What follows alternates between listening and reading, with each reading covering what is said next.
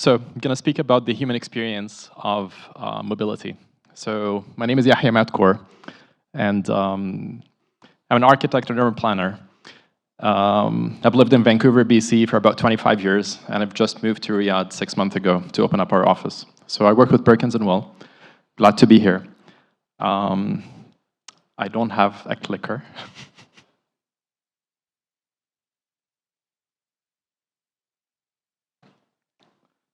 So while I get the clicker, just wanted maybe to talk about our experiences. So Perkins&Will is a global architecture firm that was founded in Chicago in 1930. And since 90 years ago, we've been building environments that make the world a better place. As part of the work that we do today, is just showing up how much we've designed through urban mobility, transportation networks, in a way that puts people first and thinks about how people move through space. So with that, I'm going to start by saying that the livability of our cities are a result of urban policy. We can see this with Vision 2030. We can see this in how much change is happening right now in Saudi Arabia. And a big part of it, while the design affects people, what brings design in is a larger policy that happens. So that's a very good thing to make sure we know. And we need to ask ourselves, the question is, what do we value? What are the things that we, as a society, want to make sure happens in our cities? So social equity, in terms of people having access, affordable access to mobility, affordable access to green space, quality human habitat in urban environments. The mobility systems play a major role in shaping experience of these cities. So understanding what role as architects or designers we have in creating those systems is going to affect the livability and how people are perceiving the city. So if you're a city dweller, your experience daily is shaped by how much you're driving in the city or how much you're taking transit and what the experience through that transit system is. But if you're a new person to the city, coming in, it's more about the how welcoming the airport is, or perhaps your sense of arrival, or that last memory of the city that is shaped by mobility.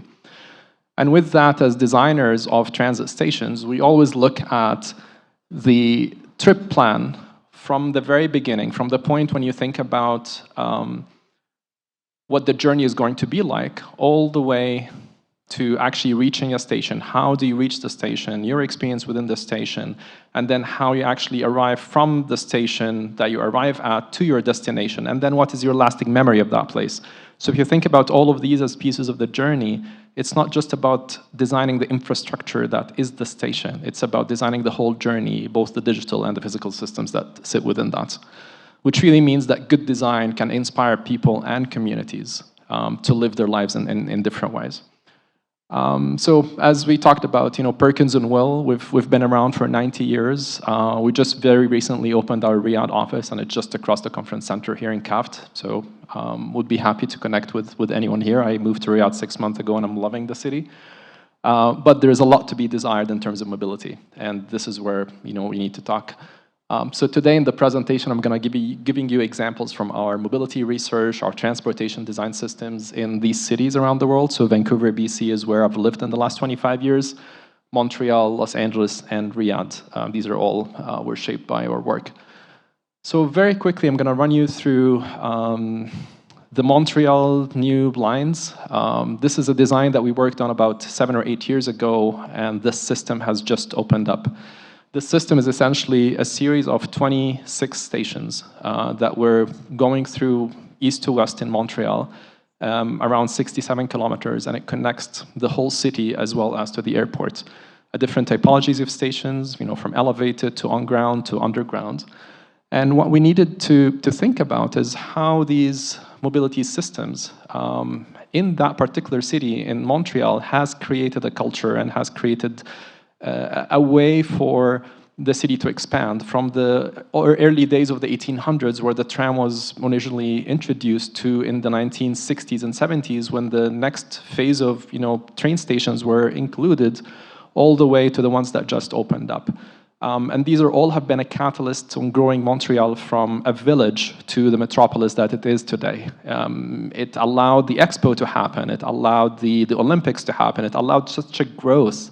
And all of it was created by that mobility. So in our design for the system, and again, it goes through 67 kilometers, we thought about creating a corridor that is an environmental one that can actually stitch the neighborhoods together, but also stitch the habitat. So instead of just thinking about infrastructure that usually disconnects the habitat, we were looking at a full connection of the green environments that can connect this back, and it's almost stitching the city as it is connecting people.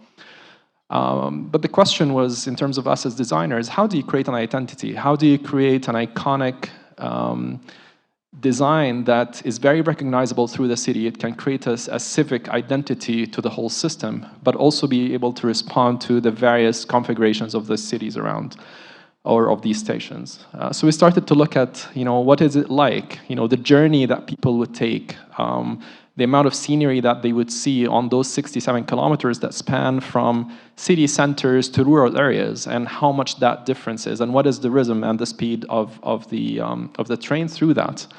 And with this, we started to think about movement. How dynamic is the train movement, from one side to the other, but also an understanding of the vertical connection that needs to connect people from the ground to the elevated highway, the elevated guideways. And with that, we created these series of volumes, both horizontally and vertically, where the vertical ones would connect people to the ground, and this is housing vertical circulation, and the horizontal ones are the ones that are essentially encompassing the platforms. And with that, we created a series and a kit of parts. All these boxes that are both vertical and horizontal would be put together in slightly different ways to achieve the 26 different station configurations that we have. So you end up with an iconic design that is very recognizable, but at the same time is very interchangeable, and it can have so many different compositions from one station to the other. And these are just images and renderings of the stations that we've had at the time 7 years ago, but also just very recently being built to Cartier Station, as well as Brissart Station. And with that, also thinking about the human experience, after these stations are built, what does it mean to actually be inside the station? What can we see? What data can we gather? How are people moving through? And where those things need to be adjusted are also things that we think about. From Montreal, I'll take you down to Riyadh. So we worked on the interior design for Terminal 4. And Terminal 4 has been staying vacant for 40 years since the airport has started. So this was also a piece where we think about what is it like to actually arrive in Riyadh? What is that first impression that people have? And you start thinking about the airport not just as an infrastructure, and of course it needs to move all sorts of people very quickly and make sense, but it also is about an experiential value. What is the experience of people as they arrive, and how do they think about the city? And with that, we were able to create a place that actually reflects the culture of the place, but also create that amazing environment where daylight penetrates, and you just feel that, okay, it's a great to arrive in this place, and it's small enough that it actually makes sense, and the experience is a very quick experience, and I think everyone that goes through the airport likes that. But going from the airports to a whole network of mobility that we worked on. So Perkins&Will, 15 years ago, worked on the iconic designs for the metro stations. So we did the concept design for the roofs at that time. And one thing that we were thinking about, particularly at that time, where we were trying to shift a connection where people should be ditching the cars and actually thinking about transportation in a slightly different ways, that is a shift of perspective. And I bring back this quote because I think it's a really interesting one. An advanced city is one where the rich take the public transport. It's not where the poor actually have cars. And when you think about this, what do we need to do to design a station or to design a transit system that makes people feel dignified? You are in a place where you know that you're going to have a very high quality experience. And I think everyone that goes through the metro or have gone through CAFT would see that. It's a place that you'd like to be in. So when we embarked on this design, and again, this is about 17 years ago, that was part of it. How do you create an identity? How do you create, this amazing place where you have these roofs that are very recognizable. It creates a civic pride in the system. You know where the metro is just by viewing your eyes around the city, but also how these shades start to happen, where you start to creating these amazingly iconic roofs that you can just see and recognize. So this is a view from the airport to the transit station, and again, part of it is the seamless mobility. You arrive at the airport, and then you take the corridor, and then you are at the station, and then you can come to CAFT, and it's all in 20 minutes. And how do you actually create this across the city? And then how do you create the icon, where that icon is now recognized? You see this, and you know it's Riyadh Metro.